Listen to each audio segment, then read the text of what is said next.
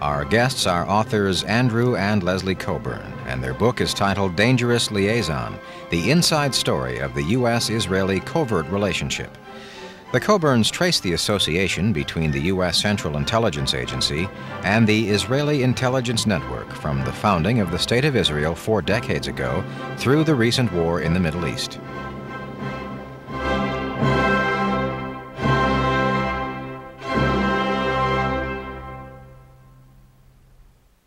Andrew Coburn, co-author of the book Dangerous Liaisons, the inside story of the U.S. Israeli covert relationship. What's the premise of your book? The premise is that there's a side to the relationship between the U.S. and Israel which goes much beyond just the sort of sentimental links and the links forged by supporters of Israel in this country. What we explain is that there has been since almost the earliest days of the Israeli state and the earliest days of the CIA, a secret bond, a secret link between them, basically by which the Israeli intelligence did jobs for the CIA and for the rest of American intelligence. And this, you cannot understand what's been going on around the world with American covert operations and indeed Israeli covert operations until you understand that the two countries have this secret arrangement. Leslie Coburn, what was the most interesting part of writing this book? Well, I mean, there are a number of things. For example, one particular part which I found most interesting was we talk about Israeli operations in Colombia. And some of the Israeli commandos who trained the hit squads of the Medellin cartel, it turns out that they had trained us in Israel as well. And when they were between trips to Colombia. These were the same people who also trained most of the top commanders in the Guatemalan military, also trained the... Leslie Coburn, what was the most interesting part of writing this book? Well, I mean, there are a number of things. For example, one particular part which I found most interesting was we talk about Israeli operations in Colombia. And some of the Israeli commandos who trained the hit squads of the Medellin cartel, it turns out that they had trained us in Israel as well. And when they were between trips to Colombia. These were the same people who also trained most of the top commanders in the Guatemalan military, also trained the Contras. And they were working, they had a firm that was under license to the Israeli Ministry of Defense. And then they turn up in the jungles of Puerto Boyacá in Colombia. So, I mean, we had a lot of adventures, I must say. Did the Israelis cooperate with you at all in this book? Well, we talked to, you know, we never made an official approach to the Israeli government or Mossad or anything like that, but we managed to get, in the end, to talk to all the people we wanted to talk to in Israel. We talked to people like, for instance, David Kimchi, who was, had a long Mossad career. He eventually rose to be deputy head of Mossad, the Israeli secret intelligence agency, the equivalent of the CIA. And I remember a wonderful evening we had in his home, in his study, where he was talking in guarded fashion about his career in intelligence. He then went on to be Director General of their Foreign Ministry. But I suddenly noticed around the walls of his study where we were sitting, it was like a history of Israeli covert operations because, for instance, on one wall there were the most beautiful wood carvings, African wood sculptures. And I said, oh, they're lovely, David. Where'd you get those? Oh, present from Mobutu. Zaire. Oh, that one's nice. Where'd that come from? Bokassa, the Central African Empire. Then another wall, beautiful Persian miniatures. Where'd they come from? Oh, present from the Shah for something we did for him. So, you know, just there was this man sitting, this master spook, surrounded by mementos of his career. And so we talked to him. We spent a lot of time talking. There's a street in Tel Aviv, an avenue called Sha'al HaMelech, which is right across the street from what's called the Kiryah, which is the Ministry of Defense compound. It's a huge area in the middle of Tel Aviv.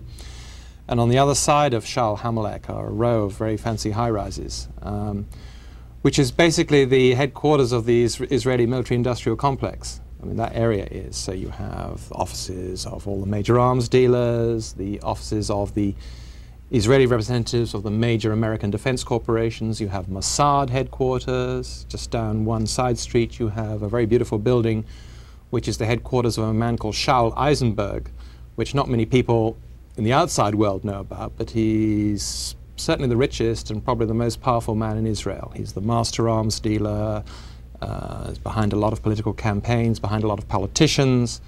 Again, very much involved in this secret world of arms deals and covert operations that we talk about as the link with America. There were two American names early in the book, Al Schwimmer and Hank Greenspan. Well, Al Schwimmer is, again, a fascinating character. He, right at the very birth of Israel, his real name's Adolf Schwimmer, but everyone calls him Al. He was basically an arms smuggler for Israel. He was flying in arms during their War of Independence from all over the place. He was originally a TWA flight engineer, in fact, but also a brilliant pilot. So, for example, he was flying arms from Prague, because in the early days of Israel, in fact, most of their arms, or one of their most important single arms supplier, was the communist government in Czechoslovakia. And Schwimmer was part of that. He went on to found Israeli aircraft industries, in the meantime still sort of flying arms, you know, doing covert arms deals around the world. And then years later, his energy is still undiminished, he was right at the heart of the Iran-Contra business. He was, you know, absolutely central at one point to the covert shipments of arms to Iran. Hank Greenspan was another fascinating guy. He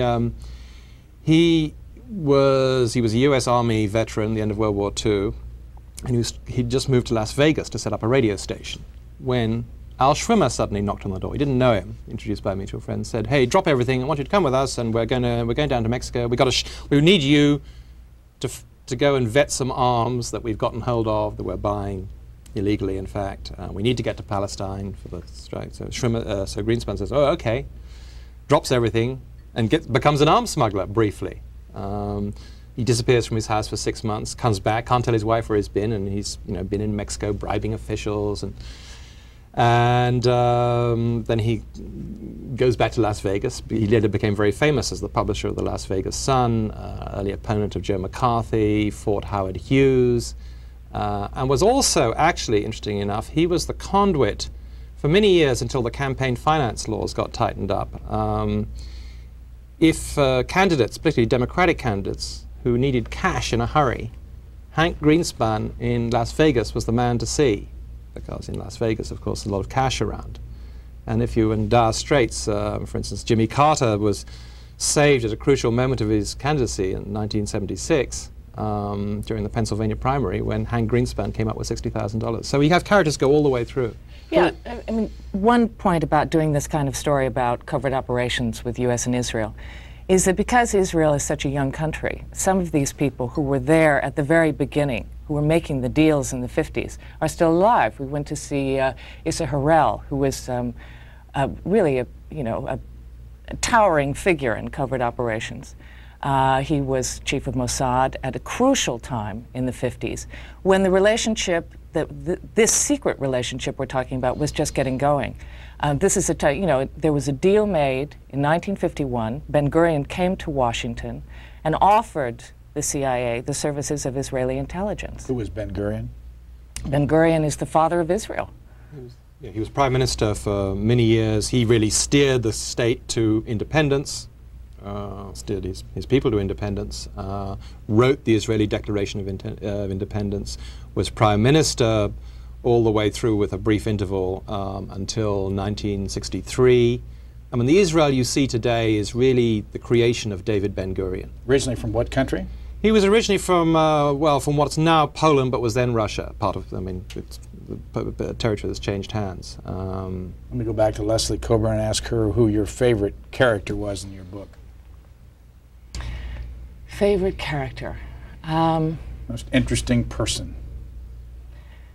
Well, let's see.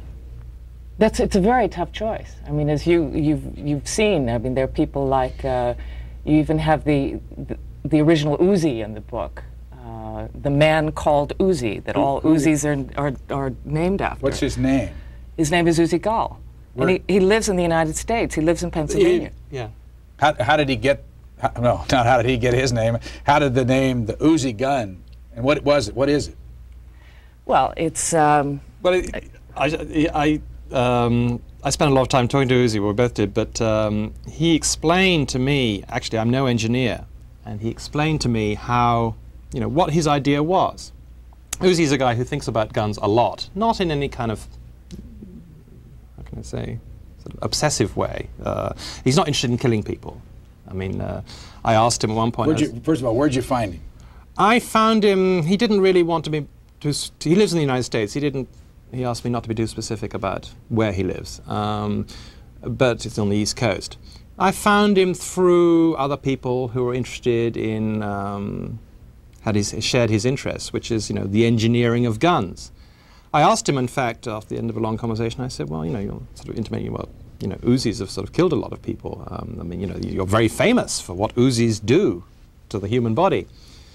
And he said, yeah, he said, I read in the paper about, so it's entered the language. People talk about Uziing a house. So I expect him then to say, I'm sorry about that. And he said, I don't deserve such fame. He said, I just made a good gun. So he's got pride in his creation. Where was he when he invented the Uzi, and what is it for people who've never seen an Uzi? Well, it's an automatic, it's basically a submachine gun. Small. It's small. Its great virtues are that it's very stable. When you fire it, it doesn't, a lot of these kind of guns, the recoil will pull it all over the place. And because of some design features he thought of, it's a very, very stable gun. I mean, you can hold it and pull the trigger and it won't sort of jerk around. It's also very reliable, won't jam, it's easy to maintain. And, the basic model he designed in a British jail was where he had the original idea. He was living on a kibbutz just when the British still owned Palestine. And the British came and raided the place for arms, of which they found a lot, and carted Uzi off. And he started to have this idea about, what a really good gun would consist of. And he came out and he actually sort of started to work on the prototype in this farm, sort of the machine shop where they repaired the tractors. So it's become, then he was, bought by the Israeli army, and they decided to name it after him. The American Secret Service use it? The American Secret Service use it. As we point out in the book, I mean, right here in Washington, you've got the Secret Service guarding the president at the White House with Uzis, and a few blocks down the street, you've got the dope dealers, guarding their patch and eliminating rivals with Uzis. So it's the universal gun of choice. How did you two meet? We met in London years ago. We met at a club called Zanzibar, actually, in London. What were you doing? I was, at the time, I was finishing graduate school over there at SOAS, which is the School of Oriental and African Studies. I was also, had just started working at NBC News. Where's home originally? San Francisco. And what is your relationship? Well, we're married, and we work together. We make films together for PBS Frontline, and we write books together. So it's a very close relationship. What other books have you written? This is our first together, but I wrote a book called Out of Control, which was about the Reagan administration activities in Central America. It was about covert operations down there. Andrew wrote a book called The Threat, which was about the Soviet military. Out of Control had what impact on our body politic? Well, it was interesting because I had actually spent a long time covering Central America, the North operation for CBS News in New York, where I was working at the time. And I broke the story for CBS about the North operation in Central America. So then wrote a book which was basically about our adventures in finding out about this stuff in Honduras, in Washington, bars and restaurants in Costa Rica. It got into the seamier side of what was going on down there with operations. Where'd you get your original interest in this kind of a story? Well, I think it gelled for me when, years ago in London, there's a very famous arms dealer called Sam Cummings, who did a lot of work for the CIA. He's one of the biggest private arms dealers in the world. And he fascinated me, and what fascinated me was his ability to go into a situation and supply arms in little wars. And he had no problem at all with supplying both sides. And that kind of mentality of the arms dealer coming into a little war just got me very fascinated with little wars. I'd lived in Africa while I was at Yale. I'd spent a lot of time in the Third World even then. Can you go back to your early childhood somewhere, or your high school or college years, and point to someone or a parent or somebody that said, that gave you the kind of boost to get into this kind of work? I don't think so. I think it was a series of things. I think living in Africa when I was a student was very helpful. Where'd you live? I was living in a village in Kenya, up in the mountains, a place where they'd never seen a white woman before. It was quite an interesting experience. Why were you living there? Because I was very adventurous, in fact. I mean, I've done a lot of things like this, and you know, as well as covering Central America, I covered the war in Cambodia, this recent situation. I went to Saudi Arabia during the Gulf War. I was, you know, in Israel under the Scuds. This is what I like to do. What do you remember about meeting Leslie? Well, what were you doing? I was at this party, sitting at the bar. But what I was working at, sorry, I was thinking of the precise moment. And what year? This was 1976.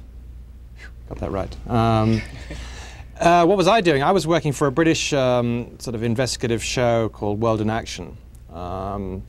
In Britain, the networks, they have a lot of documentaries on television. It's a much more routine thing. So we used to, it was a weekly show, and we used to, actually it was a wonderful operation. You used to be sent off, and you could basically do almost what you wanted, I mean, provided it was a good story. I think at that time, what was I working on? I was working on a story about how there was a huge argument going on then, I suppose as now, as to whether nuclear power was safe. And there were these rumors I'd heard that there'd been a nuclear accident in the Soviet Union, and this is long before the days of Glasnost and so forth, that there'd been a nuclear accident in the Soviet Union, and that was very mysterious, no one knew much about it, but something terrible was supposed to have happened 20 years before. And I set out to dig into this, and I found, actually it was the first sort of contact I had with Israel. I found someone in Israel who was a witness to this accident, who'd somehow been allowed to emigrate, and tracked him down and tracked other people down. I just remember a sort of happy time of life because I met Leslie and also was working on this terrific story. So, where were you from originally? I was from Ireland. I grew up in Ireland. My father's Scottish, but... where in Ireland? County Cork, East Cork. And what was life like growing up there, and when did you leave there? Life was interesting. It was like, actually we didn't have in the early years, we didn't have a car or a telephone or a fridge. So I grew up, we went everywhere by horse. I grew up in a sort of 19th century way. I mean, there was no difference between the way we were living and someone 100 years before. Communicated by telegram. It's perfectly, I can tell people who under the age of 110 that it's a perfectly viable way to live. I left there, I guess, when I was 17 and went to work in London. Went to school where? I went to school, in the American sense, I went to Oxford. Studied? Studied is probably exaggerating it a bit. Was listed as studying history. Back to the book. What do you think of the Israeli? What do you think of Israeli people? What you've learned over the years and being close to them? Well, both of us love working in Israel. I started working in Israel. I've been going back, every year for not every year, but have made numerous trips to Israel since 1980, 1981. Israelis are very interesting people. Also, I mean, fact is, Israelis love to talk and tend to be, at least in this business, in the arms business and in intelligence, fairly gregarious, and also they have a lot of feuds with each other, very strong personalities. So it's a very interesting group of people to work with. Are they tough? Are they effective? Do you like them? Yes, really, I got to say I do. They're very tough. Have an engaging cynicism about them. I did. How could you not like it? For instance, we were talking, I mean, this may sound bizarre, but for example, we were talking to an executive, this is some years back, an executive of Israel Aircraft Industries, which is the huge Israeli defense aerospace. It's the biggest business in Israel, in fact, biggest single firm. And this was a time when, it was the early 80s, there'd been a row, a big argument here in Washington because the United States had wanted to sell F-15 fighters to Saudi Arabia. And the Israeli lobby here had kicked up a huge fuss saying, you know, you shouldn't be selling these planes, but if you must, you shouldn't sell them with, you can't sell them with the extra fuel tanks that will enable them to reach Israel and bomb Israel, should the Saudis get that idea. So the Carter administration had agreed that, you know, the F-15s would not have the extra fuel tanks. A few years later, we're talking to this gentleman from Israeli Aircraft Industries. He said, do you remember those fuel tanks that weren't allowed to go to Saudi Arabia? And we said, yes. And he said, do you remember how that ban got dropped, which it had by that point? I said, yes. He said, do you know where those fuel tanks get made? I said, where? He said, Tel Aviv, we make them. So, I mean, he was delighted. He thought it was a great joke and a great sort of, you know, business coup that his firm was making the fuel tanks which would theoretically at least allow Saudi Arabia to bomb Israel. I mean, for example, you have things like, we got to know quite well a man who we refer to in the book as the Colonel, who is an American intelligence official working in Israel, spying on the Israelis. And of course, the Israelis knew he was doing it. They knew he was doing it. And when he got to the end of his term in Israel, the chief of Israeli military intelligence threw him a big going-away party and said, we like you, you're more Israeli than the Israelis, now get out of here and don't come back. So it's such an interesting interplay between these people. You tell a story early in the book. You know, I've never heard anyone pronounce his full name, so I don't even know if this is right. James Jesus Angleton, or they call him Jesus. What did he ever? He's always, everyone, although it should be Jesus, because that was in recognition of the Mexican half of his family, everyone always pronounced it Jesus. You tell an early story about a monument to him near Yad Vashem, the memorial to the Holocaust. Explain that story. Right. Well, so if you're going on the outskirts of Jerusalem, on the western side at least, you have Yad Vashem, which is the very moving memorial to the Holocaust. If you take the road past there, out of town, you go down the hill and you wind through a pretty village and eventually come to what's called the Jerusalem Forest, which is full of memorial groves, if you like, to people that, you know, get honored in this way, war heroes or simple people who've been killed in war, or people recognized by the State of Israel. And we were driving through this one day, and the reason we were doing this was we were looking for the memorial grove, memorial forest to James Jesus Angleton, because Angleton was a CIA man, a senior CIA official, very famous for a number of reasons, but he was of interest to us because he was the link for many years between the CIA and the Mossad. And the Israelis had all said to us, his old intelligence friends had said, oh yes, we love Jim, and Jim was a good friend to Israel, and we liked Jim a lot. And in fact, when, you know, after he died, which was in 1987, we erected a memorial, you know, created a memorial forest for him. And it's out there, and, you know, I suppose it's a bit hard to find. You might not want to look for it, but, you know, I can tell you that it's there. So we thought we'd go and take a look. So we drive out, and there are all these nice groves with nice plaques carved in stone to various people. And we can't find the Angleton Memorial. And eventually, we decided to give up. We think we've taken the wrong direction or something. So we're looking for a place to turn, and there's an open space, or it looks like an open space, and we drive up. But it isn't. It's basically a garbage dump with a few stunted, dying little trees poking up, and a plaque actually on plastic screwed to the stone to James Jesus Angleton. So this was the memorial forest, and we felt it's kind of hard to explain, but it's in a way it was an Israeli joke. You know, it was look, you know, we're supposed to like you a lot, we're supposed to owe you a lot, but we don't owe anyone anything. So here's what we really think of you, and it's a garbage dump. Mr. Angleton is dead. He's dead, but not forgotten. A new book just out about him? Yeah, but it doesn't really go into the Israeli side, which is what interests us. I mean, you know, Angleton did a number of things. He was, you know, he's been most written about because he was head of CIA counterintelligence and was searching for, you know, got obsessed about a Soviet mole in the CIA. But although that may be the most publicized role he had, he did other things too. And his most important job, really, and this is the role that the agency has always been very keen to obscure.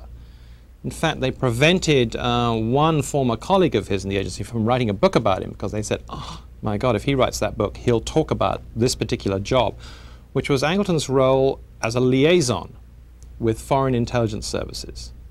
including the Israelis, particularly the Israelis, in fact. And this was an absolutely key role. There's a lot of bodies buried there, because if what Angleton was able to do, if there was things the CIA couldn't do, or didn't want to be seen doing, or wanted to do in this country, which it's legally precluded from doing, Angleton could go to his buddies, as liaison, could go to his buddies in foreign intelligence services, and particularly the Israelis, and say, help us out. And that, Angleton was really the sort of point man for the connection that we explain in the book. What would happen if all American aid to Israel was stopped and the Israelis had to shut down their arms business? What would happen to that country? It would be a disaster. Why? Because the arms business is the engine that drives the economy of Israel. It's the biggest export. They have to, at this point, it's such a huge part of the economy that they have to continue shipping arms, which is one reason why you get a situation where they're shipping all over the world, and particularly, unattractive situations like shipping to South Africa. So it's all driven by money, by the desperate need to keep this business going. I mean, people will say to you, well, we had to go into the arms business in a big way because we wanted to become self-sufficient, because of there's always the possibility of a next war.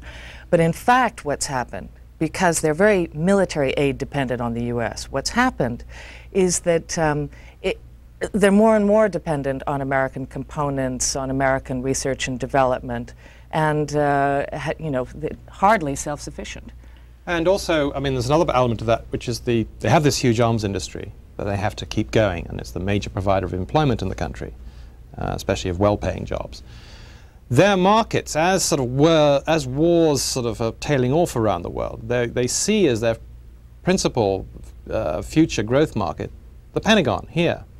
So they're becoming, trying to be, in fact, more dependent, or getting more business out of the U.S. military, which certainly doesn't make them self-sufficient. If your economy depends on selling stuff to the Pentagon or tending that way, then that makes that connection even greater. But there's also, on the intelligence side of things, when I say their need for this industry, the military industry is desperate, you have a whole intelligence branch that was set up called Lechem to get high-tech, military technology around the world by any means, and that includes stealing it.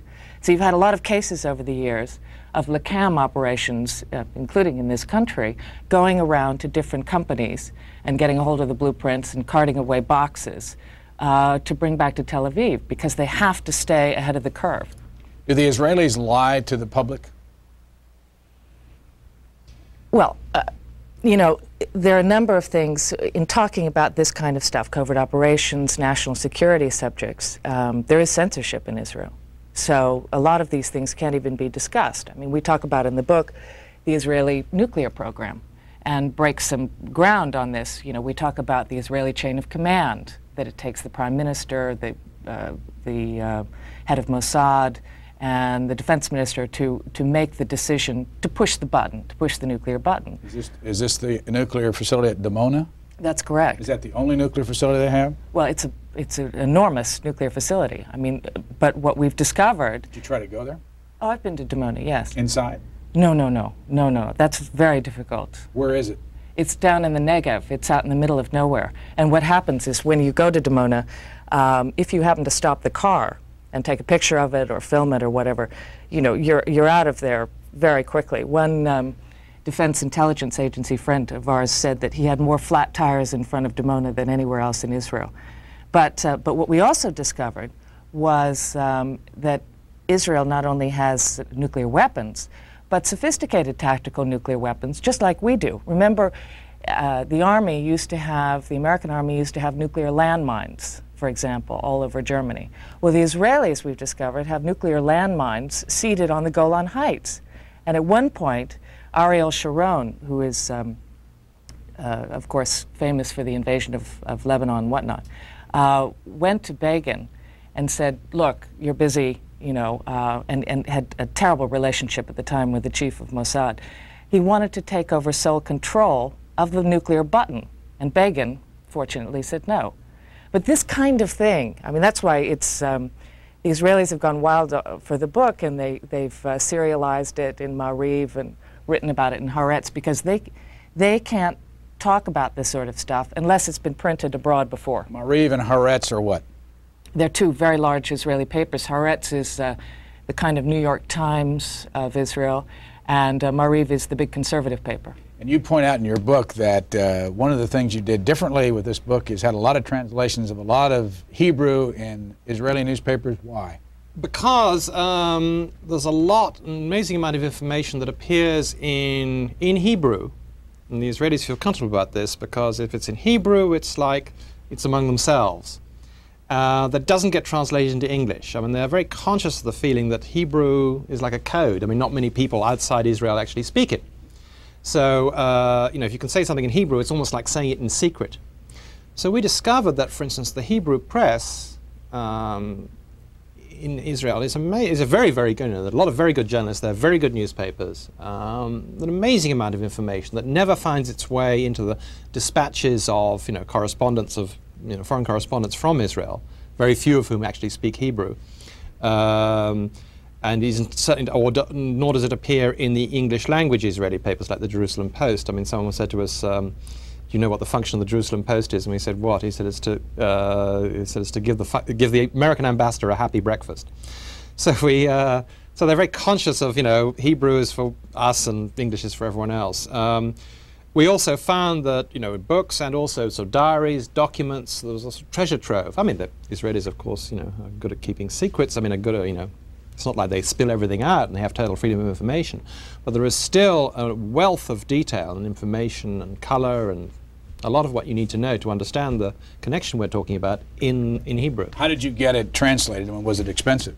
Yeah, but we thought it was, you know, it was worth the investment. Can you give us an example of something that you learned that was in Hebrew that we never saw in English? Sure. The '67 war, for example. You know, the people's general view of the 1967 war was all the Arabs sort of ganged up on Israel and maybe even attacked Israel, and the Israelis fought them off and won the great victory, which got them the West Bank that people are arguing about today. In fact, I'm going to give you a quick background. I mean, according to, you know, well, let's put it this way. We found a book of memoirs written by a guy who was the military aide to the then Prime Minister of Israel, this guy called Israel Yor. And he gives an account in this book, which has never been translated into English. It's available only in Hebrew. In fact, wasn't even a sort of bestseller there. He gives an account how on June the 3rd, 1967, 2 days before the war broke out, he was at the home of the Prime Minister, and they were waiting for the head of Mossad to come back from Washington, because the head of Mossad had been sent to Washington to get permission, to get the green light to launch the war. And he explains, you know, we knew we could win. He's explained already in the book. He says, we knew we could win. The generals were hot to go. They weren't really scared of the Egyptians or anyone else, but they wanted to go ahead with this. And the Prime Minister had been saying, no, we can't do it. We can't attack until we have American permission. And he gives this very vivid description of how Meir Amit, the head of Mossad, comes back into the room at midnight, and it's the sort of high command is sitting around, and this being an Israeli meeting, the air is thick with cigarette smoke, and Amit walks back in. They say, well, what is it? You know, is it war or no war? Will they let us go? And Amit says, well, I've been given to understand, the Americans have told me that they would bless us if we crushed NASA. So they said, that's it. And they started the war on Monday morning, and he'd been to Washington, and he'd seen Richard Helms, the head of the CIA, and very few other very senior officials, and also including certainly James Jesus Angleton, and they got permission to do it. So that was something that had never been in English. I mean, it really, you know, once you've read that, you understand that things are a bit different from the sort of kind of histories you read in English. Where do you two live now? Washington. And where do you two work besides doing books like this now? Well, we lead a busy life. We make programs for ABC News. I made two programs, big programs during the Gulf War for them, big hour on Cambodia. And together we make films for PBS Frontline, and have for some years now. But you operate as outside consultants in this case, or outside producers, not on the payroll every day of these organizations? Oh, absolutely. I was on the payroll of one of the big networks for years, CBS News. and found that if you're on the payroll all the time, then you can't do anything else. And because we like to go back and forth between films and books, also we like to go back and forth between two different, PBS and ABC or one of the networks are quite different. How do you get Coburn out of Cockburn? It was some idea that happened back in Scotland several hundred years ago. I'm not responsible, but all Coburns carry this mission through life: is your name is spelt Cockburn, but you pronounce it Coburn. And there are people who give up the struggle and change the spelling to C-O-B-U-R-M, but we regard them as backsliders. Who is Alexander Coburn? He's my brother. Who's older? He is. And do you still have a relationship with him? And, Sure. And what's he do for a living now? We don't see him in the Wall Street Journal anymore. No, he's very nomadic. He basically, Alexander, among his many interests is collecting classic American cars. And I think now has 12 of them distributed. These are the big monsters from the late 50s and early 60s, and he has them distributed around the United States. So he moves around the U.S. in a sort of great circle route, and he has cars everywhere. So he lives most of the time actually out west. And he's incredibly busy and incredibly productive. I have a younger brother too who spent the war, the recent Gulf War, in Baghdad. He's the correspondent. He's the Middle East editor for an English newspaper, The Independent, and. Your brother was very opinionated and very, very visible, especially when he was in the Wall Street Journal. Does that give you a problem that people automatically ascribe his views to you? Not sometimes. I mean, not really. I mean, it's he often gets confused with me as well in other areas. So I just get used to it. Are you Alexander? No, I'm Andrew, or whatever. And he also gets confused with Patrick, of course, who's most of the time in the Middle East. So. And how about politics? Do either one of you consider yourself strong political people? I don't. You get accused of that, though.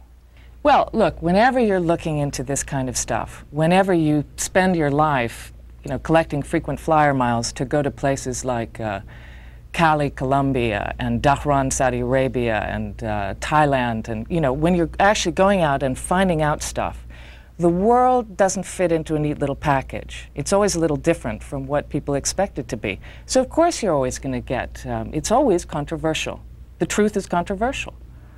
People have trouble sometimes making Leslie out. We were talking to a master Israeli arms dealer called Shapiro, who looks the part too. He wears very expensive dark glasses and silk shirts and smokes big cigars. And sitting talking to him in his very elegant office opposite the Ministry of Defense in Tel Aviv, and Leslie was explaining what she'd been, we were talking like we're talking now, and Leslie was saying, oh, I've done this and done that, and Shapik took the cigar out of his mouth and said, I see, you're a spy. It's happened more than once. But there was another, again, a master Israeli intelligence operative who we were in Manhattan. It was late at night. We were in a hotel room grilling this guy for information. And he said, he turned to us and he said, you're Shin Bet, which is, the domestic Israeli intelligence. So it's, as I say, it's always more confusing than it seems. One other thing, another quick question. How many times have each of you been to Israel? Ooh, you list a whole bunch here, like 81, 82, 83, 84, like every year. Is that both of you you travel together? Sometimes together, sometimes separately. We've been for different things. We did we did an hour for Frontline about 3 years ago. Yeah. Where we traveled several times together. That was 4 or 5 times for me, at least. Yeah. When they see you coming into the country, do they do anything special, like trail you? Oh, no, I feel very comfortable working there. I mean, as I say, I was there during the Gulf War under the Scuds and had absolutely no problem at all. In fact, I broke the story about the Patriots misfiring. It was very interesting because, in a situation like that, it's pretty scary, and most people whipped on their gas masks and went into their sealed rooms. But of course, you can't see anything in a sealed room, and there's no telephone. It's, you're completely in the dark. You may as well be in Washington. So we set up on the 14th floor balcony of the Tel Aviv Hilton, where we got a brilliant view of what was going on, and then could rush down and, go see what the damage was. But one night, 4 Patriots, there was a battery very close to us, of Patriots, and the first one flew up and exploded in midair. The second 2 flew so low over Tel Aviv that they were going under some of the larger apartment blocks. And the 4th took off, went up and did a hairpin turn and came down in front of us. And I said, that's it. And I got on the phone to New York and said, this is really a very bad situation, because the population of Tel Aviv was suddenly in a position of not only having scuds raining down on them, but patriots too. So, I was just saying, the question of being trailed in Israel. Israel's, if you're not Palestinian at least, it's quite an easy country to get into. The interrogate on the way out is when they talk to you. At the, as in most airports, they want to do a security check and sort of see you haven't got a bomb in your baggage. But they'll give you a prolonged interrogation as to where you've been, want to see your hotel room, want to know who you've talked to. I mean, it's and as international flights tend to leave Israel at 4 o'clock in the morning. I mean, so you've gotten up at 2, or not gone to bed, or groggy, and then suddenly remember sort of, being interrogated. Everyone you've talked to in the last month can be quite a trying experience. You tell the story about a group from Philadelphia, the group of Philadelphia Jews, I believe, making the pilgrimage to Israel, and then you also at one point talk about being, one of you or the other, maybe both of you together, were with Eric Sharon, traveling near the Green Line, the West Bank, and being able to. What I'm getting at here is there was some cynicism coming through all this about what the Israelis do about American Jews coming to Israel on the pilgrimage. Who wants to tell that? Well, and the Golan Heights trip and Mr. Rabin coming in with his helicopter and landing and all that, if I remember it correctly. Yeah, there is cynicism. And it's very interesting because, frankly, you have a situation where American Jews come over and they're donors. I mean, I had the experience of being with a group of very big donors. And we went up to a spot in the West Bank overlooking what's called the coastal plain. I was with Ariel Sharon. And he was making the point to them of how dangerous it was to give up the West Bank because, of course, then you could have missiles flying in from Jordan and, could hit Tel Aviv, whatever. Anyway, so he gave a very good demonstration. He had the charts. Everyone was listening. Then they all got back up on the bus. And he turned to me and he said, don't you love it here? Isn't it a beautiful spot for a summer house? You have to understand that, I mean, obviously Sharon takes security seriously. I mean, this guy is a general and has been involved in numerous wars in Israel. However, he's Israeli, and there is a sense of we're here and you're not. You live in New York or you live in Philadelphia. We're here. There's also there's a certain snobism that we talk about as well. There is a group in Tel Aviv who are regarded as, or they're called WASPs. And what WASPs mean, it's not the same connotation, but it's white Ashkenazi Sabras with protexia, which means that you were born in Israel and you've got the right connections. You're from the ruling class. Yeah. Go back to the group from Philadelphia. What is the tour? When an American Jew comes to Israel and they're donors, where do they take them? Well, there are a number of set routes, but the tour we talk about here is a sort of the security tour, where they're taken to see, like the one Leslie described, the spot on the Green Line, where to show, how vulnerable Israel is. Or what is the Green Line? The Green Line is the old border with the West Bank. It's now it's a notional. It's the border of the West Bank from Israel proper. So we'll be taken to places like that, to Masada maybe. What's Masada? Masada is, it's a very interesting place. It's this fortress, it's a rock rising out of the desert in the south, and it's on the top of the sort of ruins that have been excavated in the last few years. It's where the last Jewish rebels against the Romans held out in AD 70. And the Romans built these enormous ramps to a tremendous amount of effort to get sort of siege engines up this sheer rock to take the place. And just before the Romans broke in, they all committed suicide. So this is, for very reasonably, it's a very sort of holy spot for Israelis. Masada and to the Golan Heights, for example, which again is very vivid to, if you want to sort of convey a sense of Israeli vulnerability. You say, when the Golan Heights before 67, the Syrians were up here looking down on Israel, and they could shell us, and indeed did, and attack settlers and so forth. And we describe in the book the scene where all these Philadelphians arrived to witness an Israeli army firepower demonstration. And we really tell it through the eyes of an Israeli who was watching. It was a correspondent for Haaretz, big paper. Because he reacted to it. He said, "This is ludicrous. How demeaning for us that we have to put on this circus for these Americans who don't understand us." And they, and he describes he basically describes the Israeli soldiers having to perform like seals, just for the gratification of the American donors, in order to sort of wait for the handout. And he said it's very demeaning for Israelis to have to sort of do this. I mean, it's a very sort of cynical piece he wrote. Does the handout come eventually? Oh, well, yeah, the overall handout, of course, for one reason or another is, many billions of dollars a year. And although the private donations aren't as big as the U.S. taxpayer donations, they're still very large. Israel bonds or direct contributions. So that's something the Israelis pay a great deal of attention to. Who was it? Was it the former defense minister, Rabin, that came in a helicopter? Yes, at this far in the Golan, in the middle of it all, there's an announcer. It's like at a fairground. There was an announcer crackling announcements in English. And this was supposed to be, they were saying, well, we're showing you the Israeli army in training. Except all the signs were sort of in English, which would be odd since Israelis speak Hebrew, and all the commands that were issued were in English too, which is again odd for a real demonstration.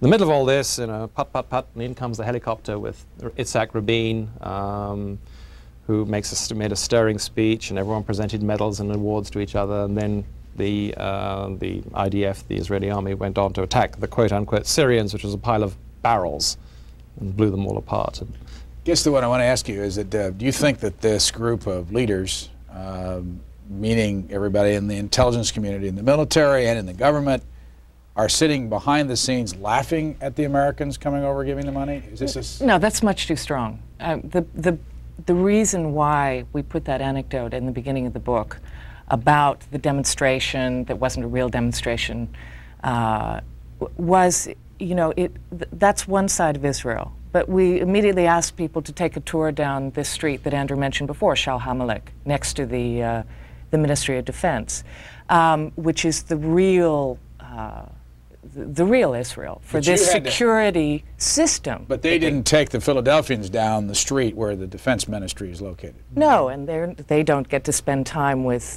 these kinds of people, absolutely not. Why not? Because this is a world, first of all, because if you're not in the business in some way, or meddlesome journalists like us, why go there? I mean, they would have nothing in common. They would have nothing to discuss. These are very tough, seasoned operators we're talking about here, and they can't be bothered with seeing a tour group unless they happen to be a politician. I asked you earlier whether or not the Israelis lie about what they're doing, and I want to ask you the same question about the American government.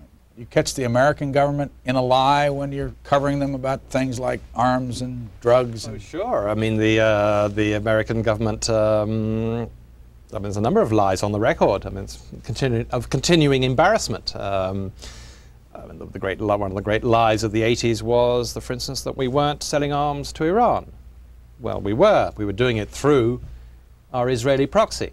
And in fact, as we reveal in the book, we were doing it from day one of the Reagan administration. We have someone we spoke to actually on the record, General Avraham Tamir, who was like the sort of Brent Scowcroft sort of shadowy backroom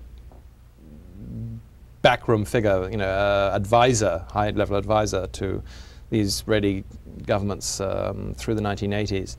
I mean, he told us how Al Haig gave them permission to sell arms to Iran from day one of the administration. He also described to us, again, a lie. I mean, there was the lie that we weren't involved in any way in the Israeli invasion of Lebanon. He described how he and Aric Sharon came to Washington in the spring of 1982 to get the green light to invade Lebanon. And, he lays it all out, and he explains why Haig wanted them to do it. And he said Haig sort of said, okay, we want a minor operation. And then Tamir went like this, and he said, it's a big word, minor. I mean, because they never did this huge war. American government lie? Oh, of course, all the time. I think, I mean, you know, we saw it in spades in the 80s, particularly what we know of now as Iran-Contra. But interestingly enough, as part of that, on the Central America side of things, for example, we were not given a very good picture of what Israel's involvement was in Central America during that war. In fact, what we reveal in the book, I mean, not only did you have an operation like Tipped Kettle, where William Casey turned to the Israelis and said, we want, you know, hundreds of tons of weapons for the Contras, which he did, which they delivered. You had Israeli advisors running around Honduras as early as 1981.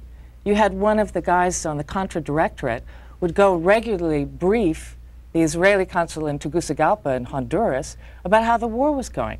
In Panama, Manuel Noriega, I mean, no one wants to touch him anymore, but he was certainly great friends with people in the White House and in the agency as part of the whole Contra effort. And at his right hand was Mike Harari, known as Mad Mike in Panama, who was former chief of clandestine operations for Mossad, for Israeli intelligence. This was Noriega's business partner.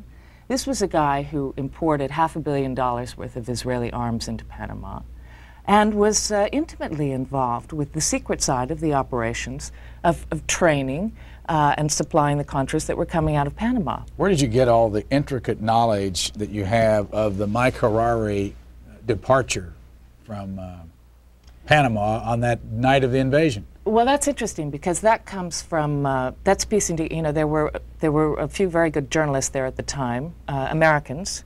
The Hebrew press has some excellent, I mean, there are people over there who really tried to track that down because they were very interested to see Mike Harari suddenly back in Tel Aviv at a time when the U.S. military controlled the ground, the air, all exit points. This guy suddenly disappears. And also the Panamanians have come out. You know, the guy who became the chief of staff of the Panamanian military said that the U.S. officials told him to stay away from Harari. Not to ask questions, just stay away from it. You say he got out in a C-130? Well, we don't know exactly how he got out. We think he did, yeah. We think he did. Who's C-130? Well, I think there's only one country that has C-130s in that neighborhood, and that's the United States. But we don't actually know how he left the country, how he left Panama. But he left at a time when he shouldn't have been able to get out. Where is he now? Back in his house, I think, well, he's still building his new house in Tel Aviv, right? Yes, that's right. And Mike Harari was involved originally in the Olympic massacre? Well, he wasn't involved in the massacre. I mean, the after Right. hunt. He was in charge of a hit squad that was set up by Mossad to go around, personally ordered by the then Israeli Prime Minister Golda Meir, to go around assassinating, killing the Palestinians who had been involved in the massacre at the Munich Olympics in 1972. And it all came to, they had some success, and then it all sort of crashed to earth when they went off to Norway, he and his team, to deal with a guy that was known as the Red Prince, a very sort of important Palestinian. That was their man, and they got ready, and then they killed him, and it turned out to be a poor Moroccan waiter. It was just... when you find out things that are new and different and revealing about governments that lie, do you get mad or do you get excited when you find it out? In other words, what's your personal reaction? No, I don't get mad. I get very excited.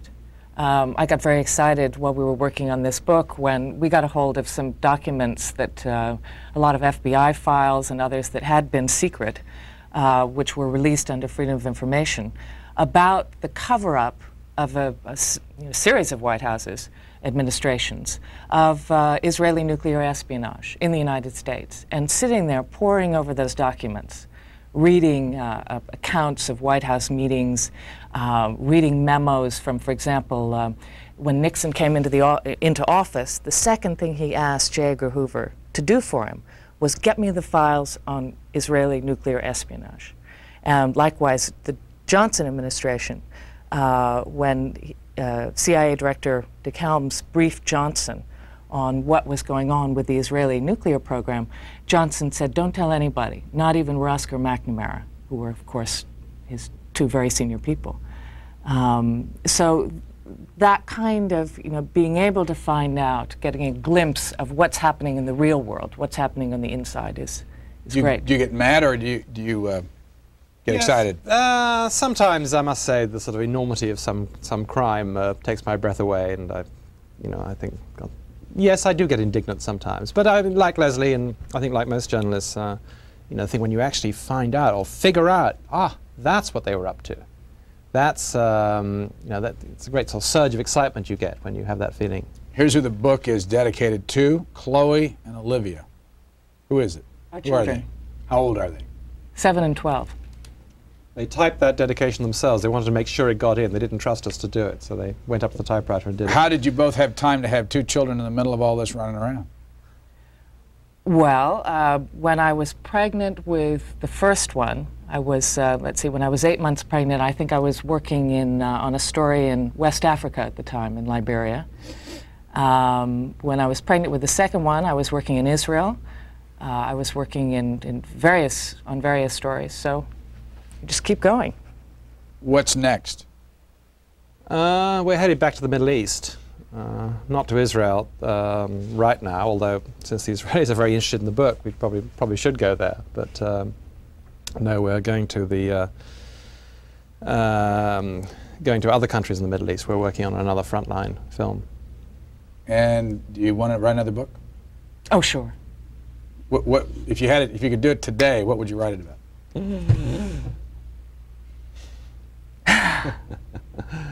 I couldn't say. I mean, there are ideas that are already starting to gel for us, but we won't do another one probably for another year. Either of us, I don't think. Yeah, it's pretty. Writing a book is an intense experience, which you don't want to repeat too often. Here's what the book looks like. It's called Dangerous Liaison, the inside story of the U.S. Israeli covert relationship. And our guests have been co-authors Andrew and Leslie Cockburn. Thank you both very much. Thank you. Thank you.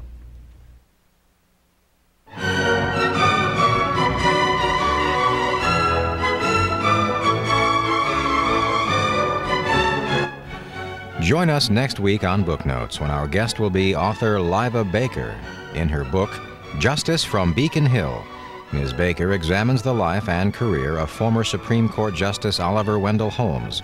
That's next Sunday on Book Notes at 8 and 11 p.m. Eastern Time.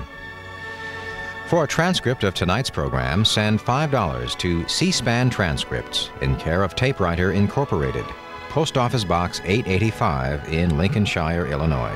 The zip code is 60069. Coming up next on C-SPAN, it's our weekly program devoted to the people and politics of Great Britain.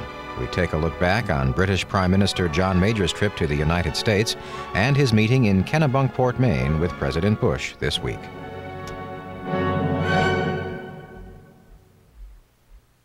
Recently, C-SPAN's Viewer Information Department received this letter regarding the C-SPAN audio network.